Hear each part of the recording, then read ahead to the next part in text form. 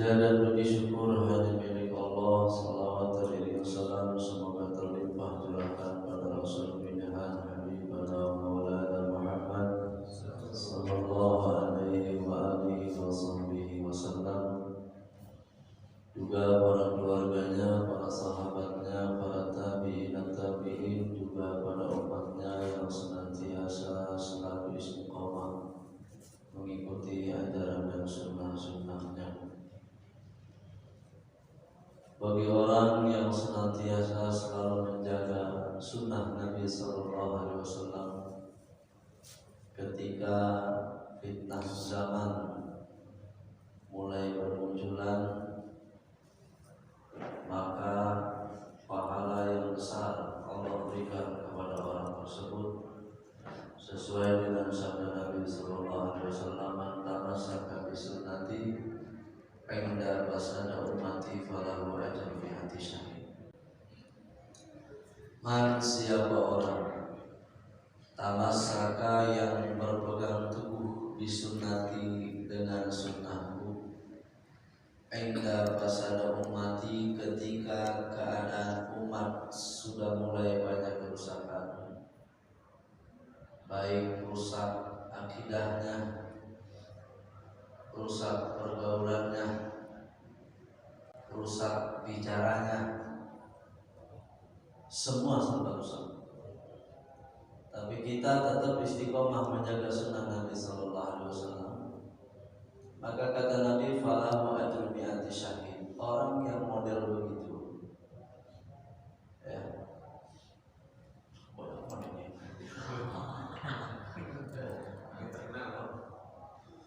orang yang model gitu tuh, yang ketika keadaan zaman udah mulai rusak, ya, umat bukan cuma umat Islam doang, ya, ukhuwah Islamiyahnya mulai dirusak, ukhuwah basyariyahnya mulai diacak-acak, ukhuwah watoniyahnya pun sudah mulai dipecah belah. Tapi tetap kita pada ngikutin sunnah Nabi, menjaga ukhuwah baik basyariyah, watoniyah, Islamiyah, tetap kita jaga. Nah, yang model begitu falahu ajrun mi'ati syahid, berhak mendapatkan ganjaran 100 orang yang mati syahid. Makanya perlu pinter-pinter menjaga sunnah segala. Minimal. Banyak sunnah Nabi yang kita lewatin. Kalau masuk ke kamar mandi jangan lepas daripada alas kaki, sendal. Di dalam kitab ini dijelasin deh. Salah satu perkara yang mewarisi seseorang punya penyakit was-was, ragu,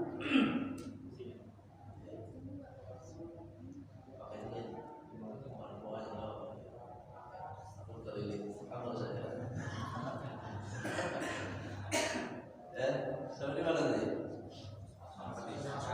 Was-was. Orang kalau kepengen dihilangin sifat keraguan-raguan dalam segala hal, kalau mau masuk ke kamar mandi ataupun ke toilet, jangan pernah lepas yang namanya sendal dan tutup kepala. Minimal di kamar mandi itu harus ada sendal. Kalau kita mau masuk ke kamar mandi, kalau ada angin kita tutupin. Atau kalau bagaimana kalau mandi, atau mandi mah dibuka semua, basah-basah. Jadi kalau masuk kamar mandi kita tutupin kepala kita, sendal kita pakai. Apa tujuannya? Tujuannya untuk meminimalisir, ya, sifat ragu-ragu. Kita kalau melakukan sesuatu perlu dihitung dulu, jadi kagak. Benar nggak? Ngitung kancing gitu kadang, berangkat nggak berangkat, akhirnya nggak berangkat, ya kan? Pas terakhir enggak, dimulai dari nggak berangkat, yang nggak berangkat jadinya. Begitu. Tapi dirahmati Allah.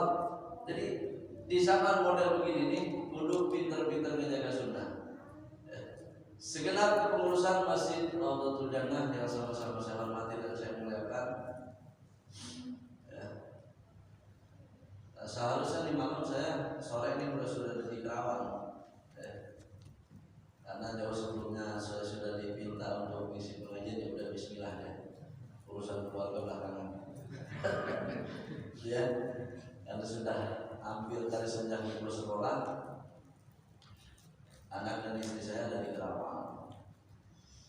Jadi dipetakan dari kelomong Pak.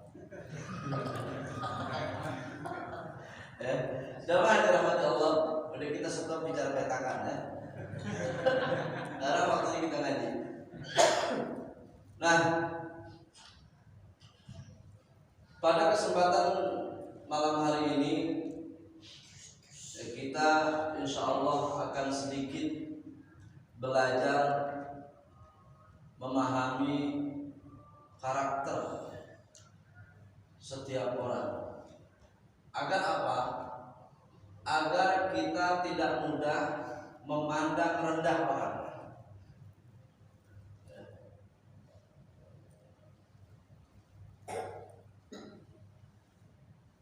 Agar kita tidak bisa memandang rendah orang, makanya di sini kata Syekh Muhammad Nawawi Al-Bantani.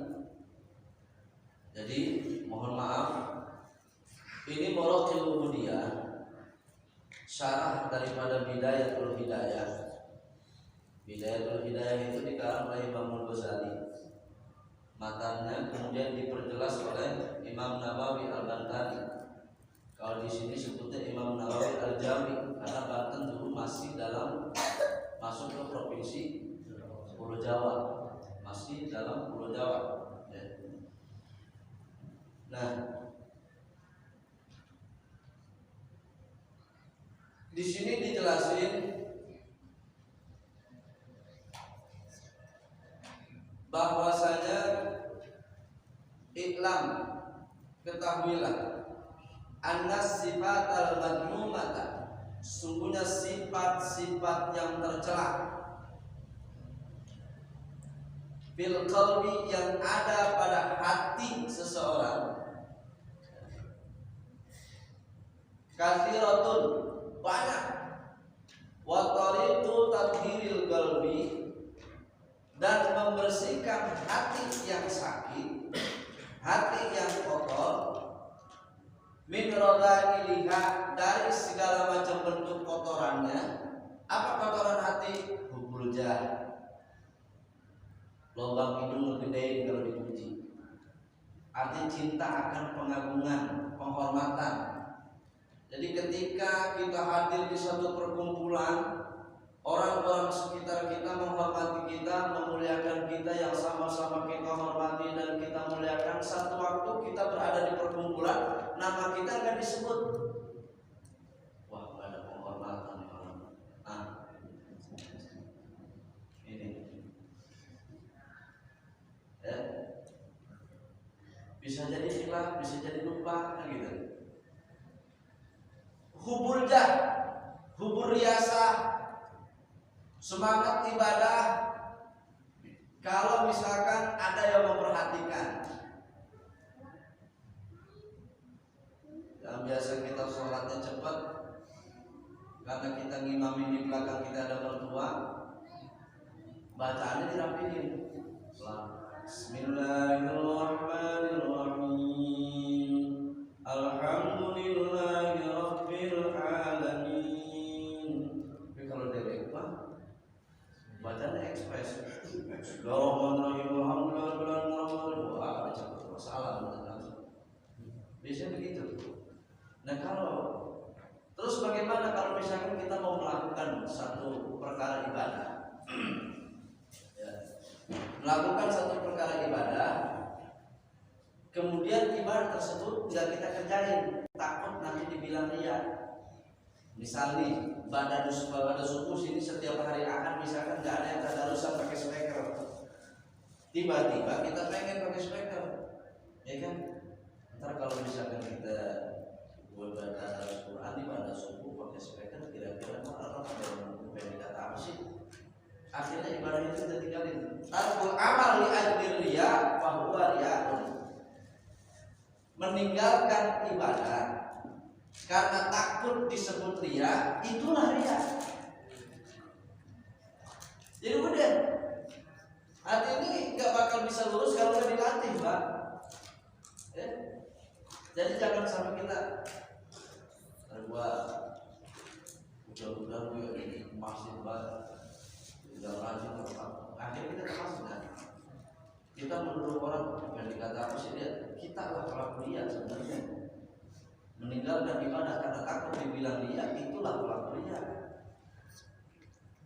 Hubul jabul rias, hubul mahmadah, cinta akan pujian, segala sesuatu pengen selalu diberi nilai, diberikan pujian. Kalau orang-orang yang berharap pujian, maka siap konsekuensinya adalah harus siap menerima caci maki orang. Karena di mana ada pujian, di situ pasti ada celaan, ada hinaan. Konsekuensinya begitu.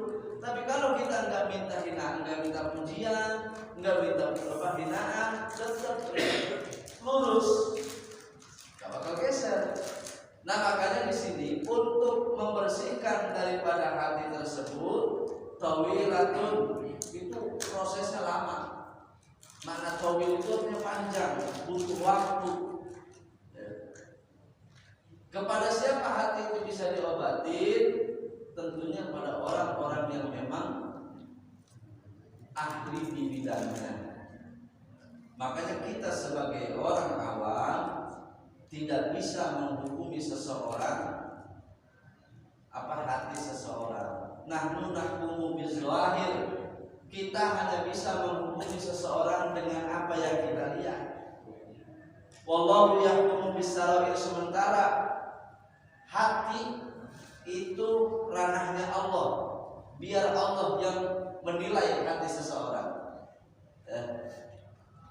Nah kalau ini sudah rapi, insya Allah kita nggak bakalan melihat orang itu dengan pandangan kehinaan. Nah makanya di sini li'annal insana istama'a alaihi arba'atu anwa'in. Di sini kita bakal tahu nih, boleh mungkin kita membenci orang yang melakukan dosa, orangnya, pelakunya, boleh nggak kita benci? Nah, li'annal insana, sesungguhnya manusia, istama'a alaihi arba'atu anwa'in, kumpul 4 perkara pada diri setiap orang. Mau dia orang alim kah, mau orang jahil, mau orang pintar ataupun orang bodoh, mau paham agama ataupun enggak paham tentang agama, semua 4 sifat ini ada pada diri setiap orang. Termasuk yang ngomong. Ada 4 sifatnya semua. Jadi kalau kita tahu 4 sifat ini, bagaimana cara kita memandang orang? Karena siapapun yang mengajar, gak ada yang ngajarin kebencian, gak ada. Semua mengajarkan kasih sayang. Wa ma arsalnaka illa rahmatan lil alamin. Nabi diutus buat menyebarkan kasih sayang. Cuman kasih sayang ada batasannya. Membiarkan ada orang yang melakukan maksiat kita biarkan karena sayang, salah. Menerapkan rahmatan lil alamin pada tempat yang salah. Kita harus bisa menyesuaikan. Kalau sendal memang pantasnya di kaki bukan di pala.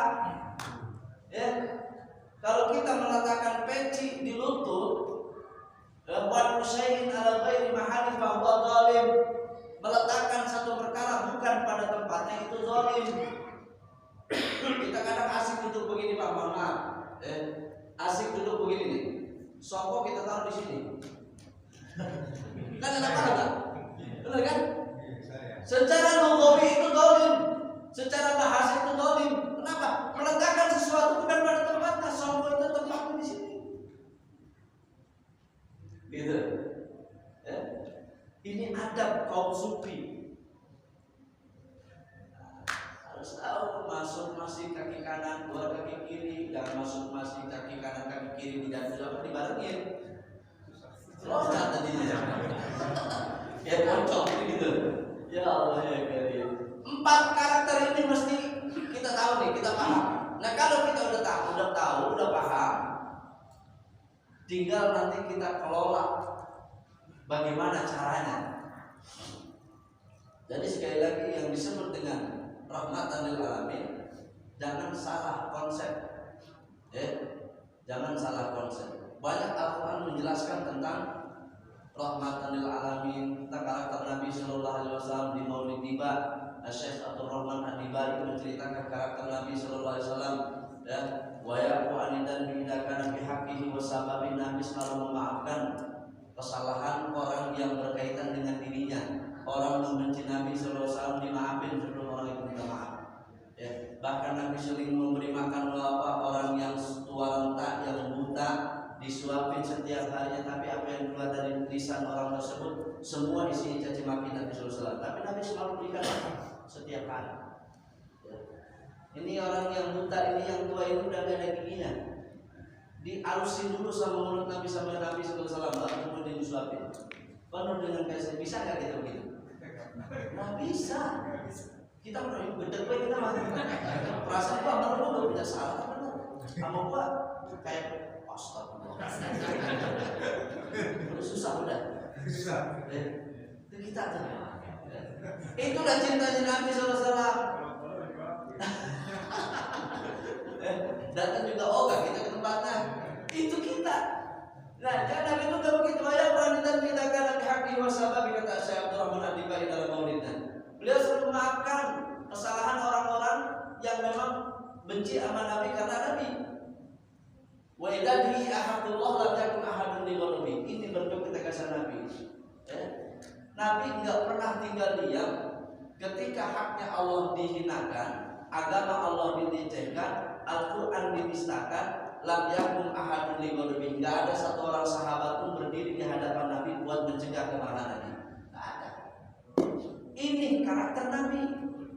Di Al-Quran bagaimana? Ada. Muhammadur Rasulullah walladzina ma'ahu asyidda'u 'alal kuffar ruhamaa'u bainahum. Muhammad dan para pengikutnya mereka asyidda 'alal kuffar, tegas terhadap orang-orang kafir. Lalu bagaimana sikap mereka terhadap kaum muslimin? Ruhamaa'u bainahum. Nah, kita sekarang beda, Pak. Ini sekarang lagi rame apa tuh? Main apa tuh? Lato-lato. Lagi rame kan? Lagi rame. Apa yang bisa kita ambil pelajaran di sini? Ada tahu? Hah? Iya. Jangan mau dibetulin. Jangan mau. Karena terlalu asing, akhirnya timbul suara. Enggak mau berhenti. Masih mendingan kita kagak bisa main.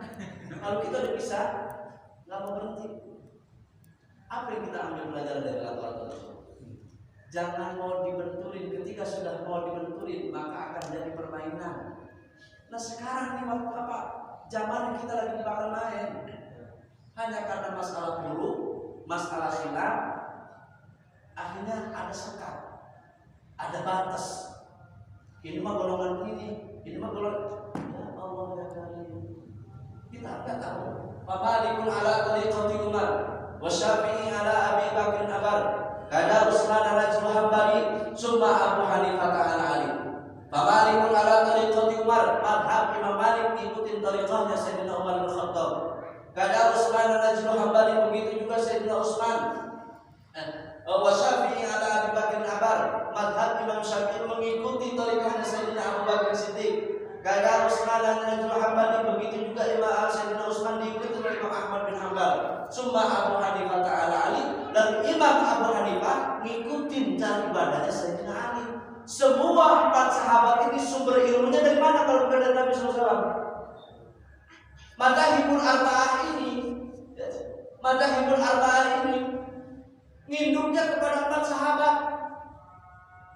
Madzhabul Arba'ah ini, A'immatul Arba'ah, Imam Malik, Imam Syafi'i, Imam Malik, dan Imam Ahmad bin Hanbal.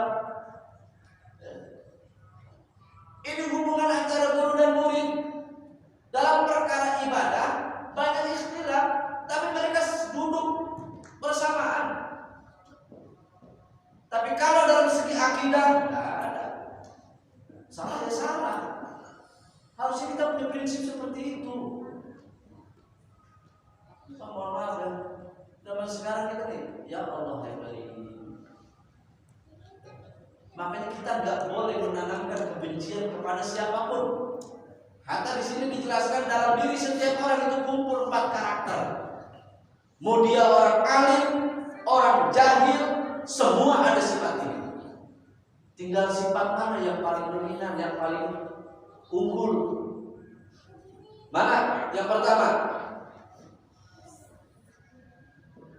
wahya as-sabuyah wal bahimiyah wa syaitoniyah wa rubaniyah wa kullu dhalika majmu'un fil qalbi fayastami'u fil insani khinzirun wa kalbun wa syaitonun wa hayyun wa hakimun.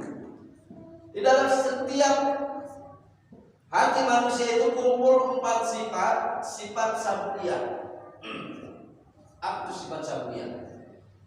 Sifat bahimiyah, sifat syaitoniyah, dan sifat rubaniyah.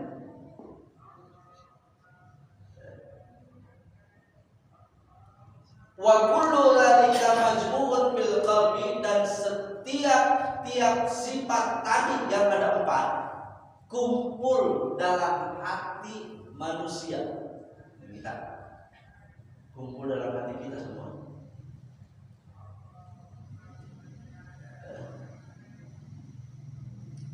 Khinzirun, kalbun, syaitonun, wa hakimun. Sifat sabuyah adalah sifat buas, rakus. Sifat bahimiyah adalah sifatan hewan yang hilang rasa malu. Kagak malu kalau bikin dosa, cuek. Kagak malu kalau kita kagak sholat, padahal gak udur. Kagak malu ketika kita melakukan satu perkara yang memang dilarang oleh Allah Subhanahu wa taala. Syaitoniyah, sifat syaitoniyah ada pada diri kita. Dari keempat sifat ini, yang baik itu yang mana? Sifat rubaniyah. Sifat rubaniyah ini mengarahkan seseorang untuk sujud kepada Allah, untuk sujud taat dan patuh kepada Allah dan Rasulnya. Sifat rubaniyah ini mengajarkan tentang ukhuwah, tentang persaudaraan, baik ukhuwah Islamiyah, wataniyah, basyariyah. Ini sifat rubaniyah. Sifat rubaniyah ini mengajak seseorang untuk selalu dekat kepada Allah. Sifat rubaniyah ini mendorong seseorang untuk berbuat baik kepada makhluk. Sifat rubaniyah ini mengajarkan seseorang untuk senantiasa menjaga diri dan keluarganya serta lingkungannya dari perkara yang dilarang oleh Allah Subhanahu wa taala. Tapi sifat rubaniyah ini kedempet dengan 3 sifat yang jelek, Pak. Ada kalanya kita rajin ibadah, satu waktu kita malas ibadah. Benar enggak? Berarti sifat syaitoniyahnya lagi ada di atas.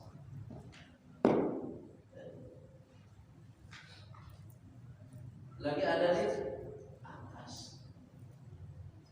Satu waktu biasanya kita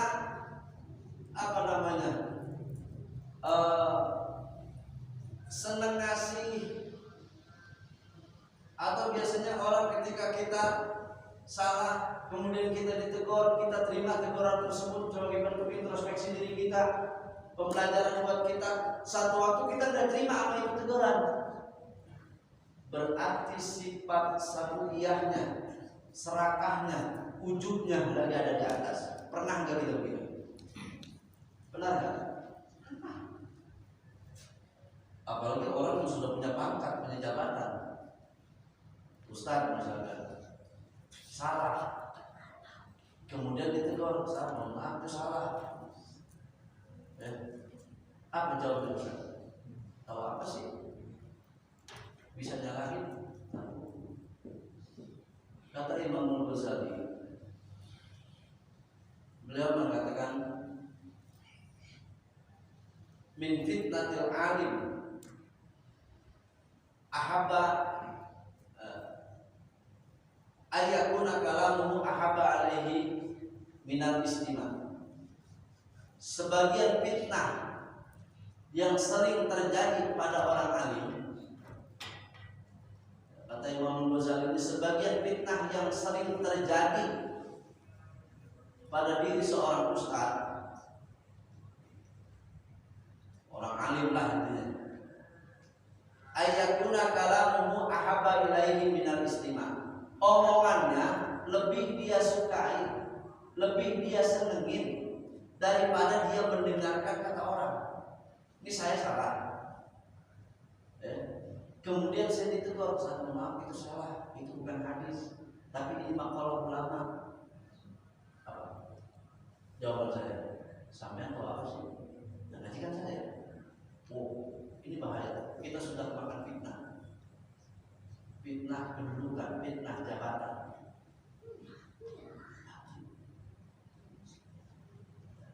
Hati-hati.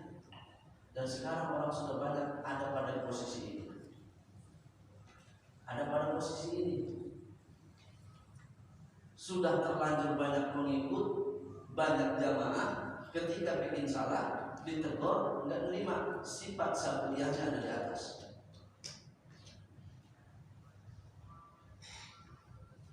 Sifat baiknya mana? Enggak punya rasa malu, cuek aja udah. Bahkan dia bangga, man adnaba dzanban bahwa yang aku, siapa orang melakukan satu dosa dan dia dalam keadaan tertawa, ada kholaqun nar bahwa yakin, maka Allah jebloskan dia ke dalam neraka dalam keadaan menangis.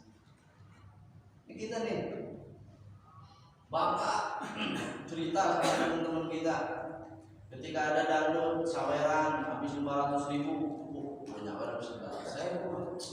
Sementara masih Rodul Jannah mau bikin apa? Perombakan, mau bikin ada pembangunan, kasih 100.000. Salah nggak?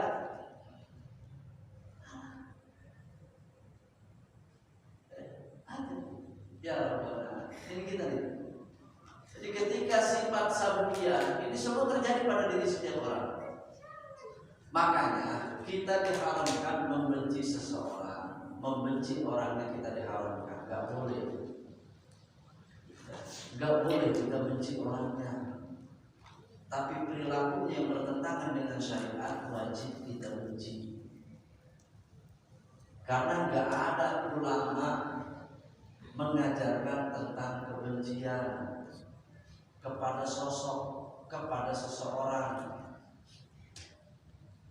Tetapi yang mesti kita benci adalah perilaku yang bertentangan dengan syariat, maksiatnya yang kita benci. Tahadus bin nikmah. Di rumah saya ada majlis. 2009 saya keluar dari pesantren. 2010 saya mulai turun keluar,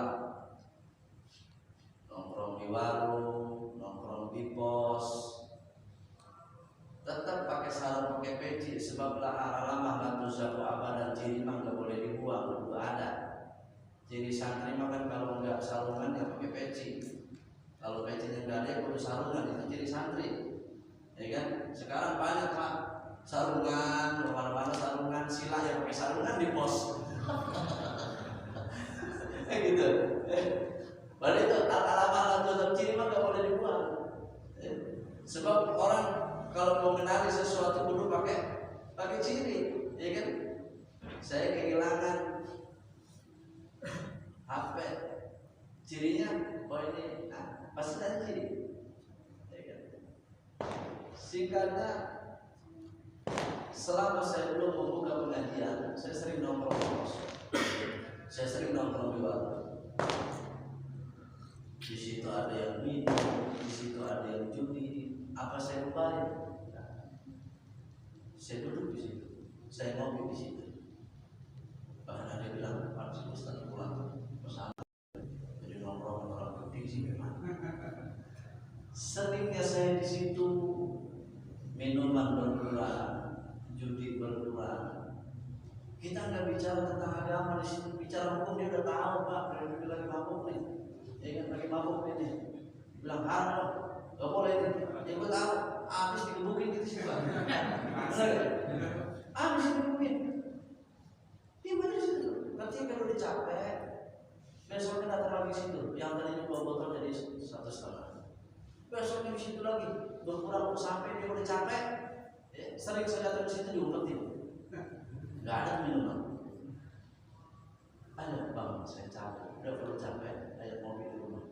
Belum ngopi setekor gue sendiri. Gua amparin karpet. Pos ditinggalin dia. Dia ikut untuk majelis, walaupun nggak ngaji saat itu, cuma ngopi doang. Ya, karena orang kalau himmah semangat ngaji itu butuh proses, Pak. Enggak? Butuh proses. Orang awam itu, orang yang masih di tempat gelap itu, jangan langsung kita kasih lampu yang 500 watt, nggak kuat katanya. Kasih aja lilin dulu, ya kan? Kasih lilin. Ayo, ketika udah sampai jalur baru kelihatan lampu. Berarti lu udah gak kaget sama cahaya. Bayi itu jangan dikasih jengkol, dikasih bubur. Ya kan, kalau bayi dikasih jengkol, kelolosan. Orang awam begitu Pak. Kita nggak usah bicara tentang dalil, disitulah tempat kita menunjukkan akhlak kepada mereka.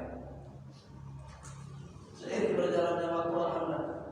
Ini taharus minimal. Karena saya diajarkan oleh guru-guru yang ada di pesantren, jangan kita benci orang yang melakukan dosa.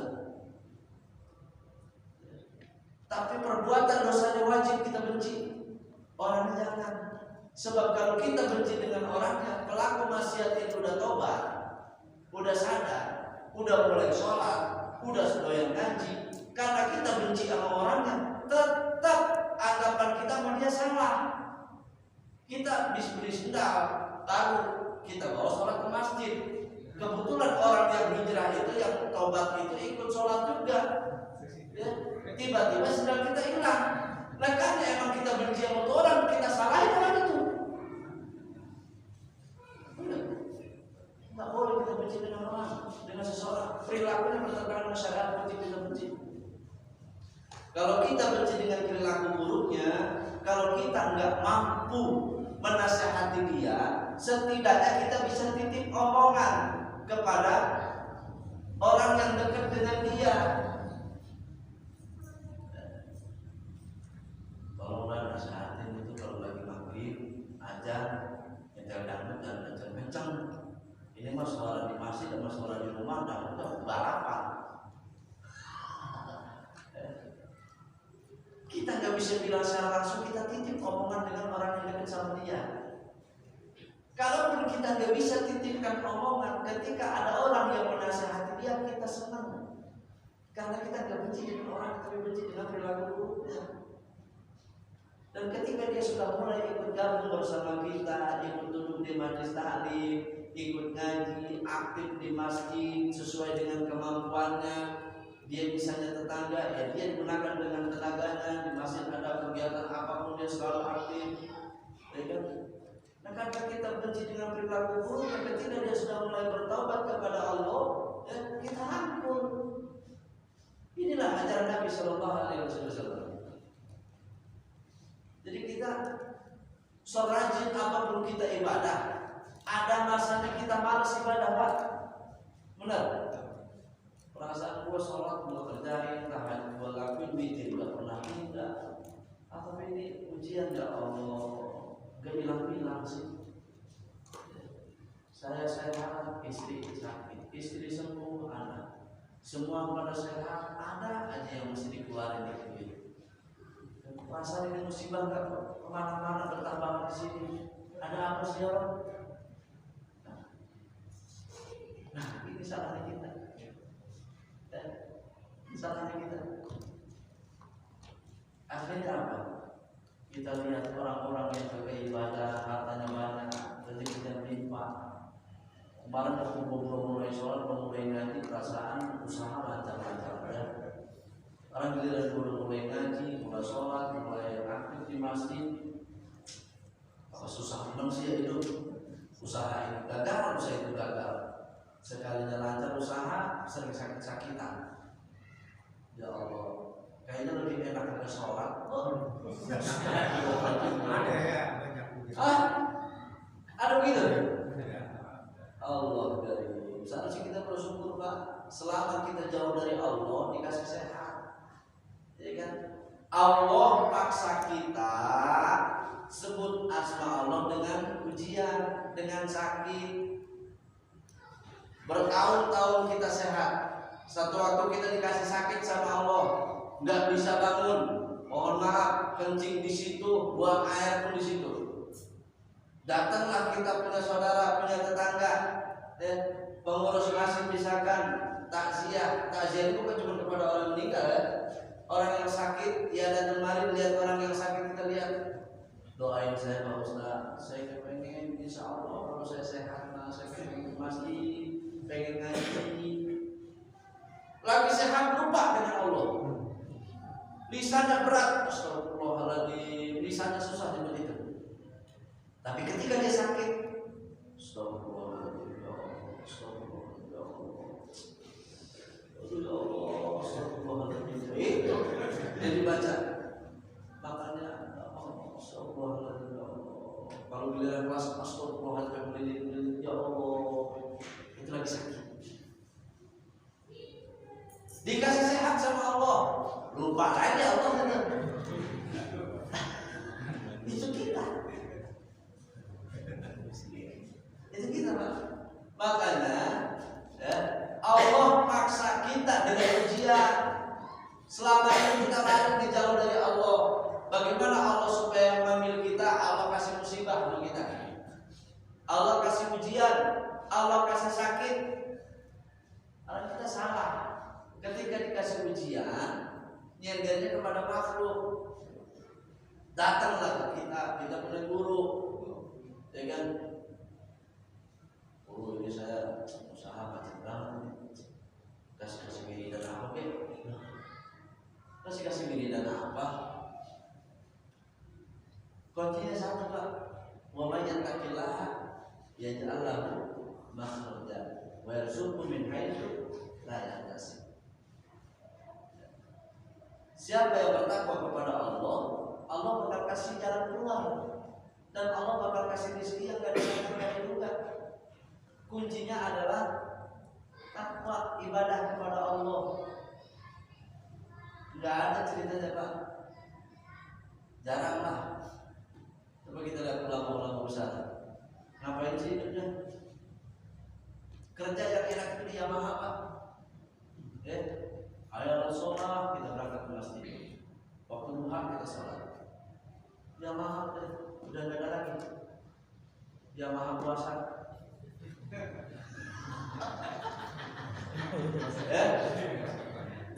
Kerja enak di situ Pak.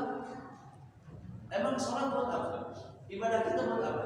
Mancing buat kasih rezeki, perlu dipinta. Rajin ibadah, rajin sholat, kerja perintah Allah, tinggalin larangannya, rezeki ngalir.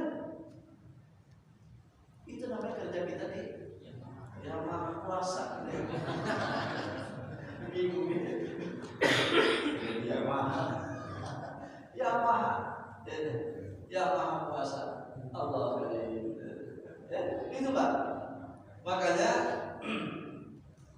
biar kita bisa menjaga karakter kita, sifat selanjutnya adalah sifat serakah, egois, nggak mau ngalah. Orang yang memiliki sifat egois, ada kalanya sifat egoisnya turun, rubaniyahnya yang naik, jadinya dia ngalah. Ya kan gitu. Sifat bahimiyah, orang yang biasanya cuek, orang yang sering bikin dosa, bikin maksiat, di hati kecilnya kepengen dia baru bareng sama kita ngaji. Cuma dia nggak tahu mulainya dari mana.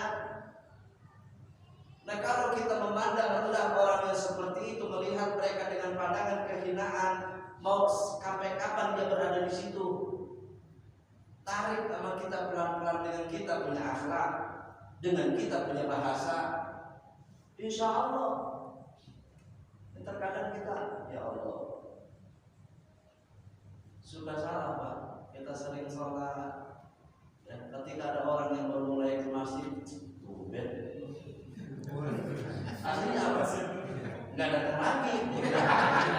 Karena dibilang tumben. Pantesan dikata hujan. Ya Allah, jangan begitu. Istimewakan dia. Sanggup. Jadikan majlis taklim, majlis mudzakarah, masjid, mushola sebagai tempat yang paling tenang. Punya banyak masalah di rumah, di kerjaan, lari ke mushola, lari ke masjid, lari ke majlis taklim, masalah hilang.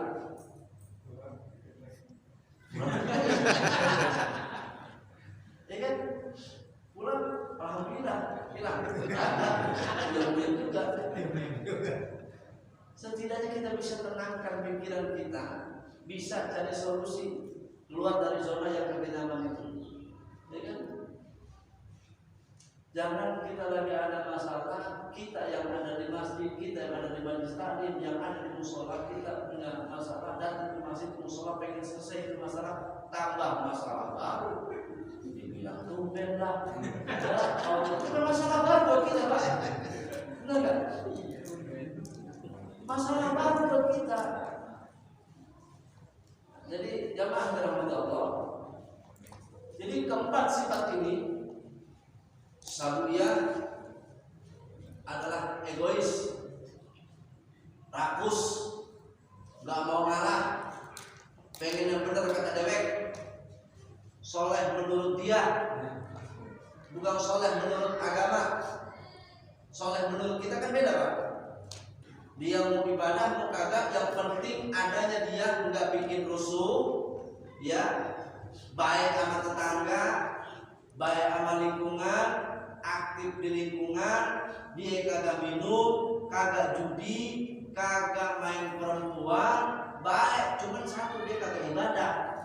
Tapi dia muslim, dia nggak sholat, bukan soleh namanya. Kecuali kalau emang dia namanya soleh.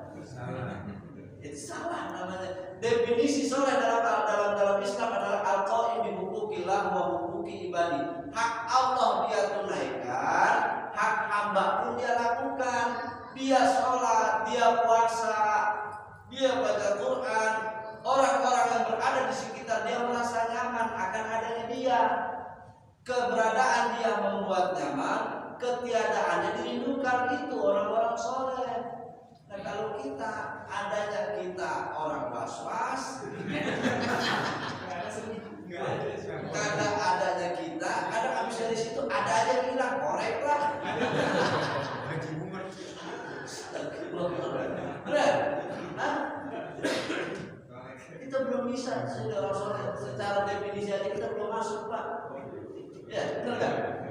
Belum masuk definisi soleh, kita belum masuk, Pak.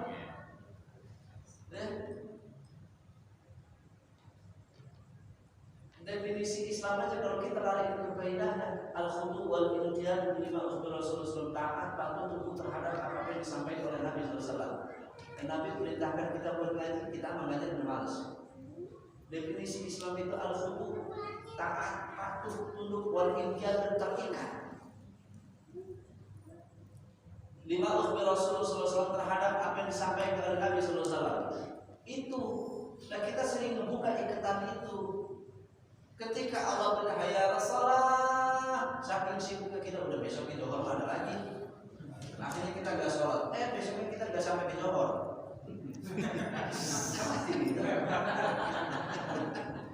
Jadi jangan dikeke ibadah itu. Takut nanti menjadi bangkai. Bahaya. Itu perkara ibadah. Jadi sabunnya. Sifat bahimiyah. Sifat bahimiyah adalah orang yang nggak punya rasa malu, bangga dengan dosa yang dia lakukan, senang seolah-olah belum ada rekor yang bisa ngalahin gua. Ya orang-orang minum satu botol gua satu teko, senang itu. Ini sifat, dan orang yang seperti itu pun ada jenuhnya, Pak. Ada capeknya.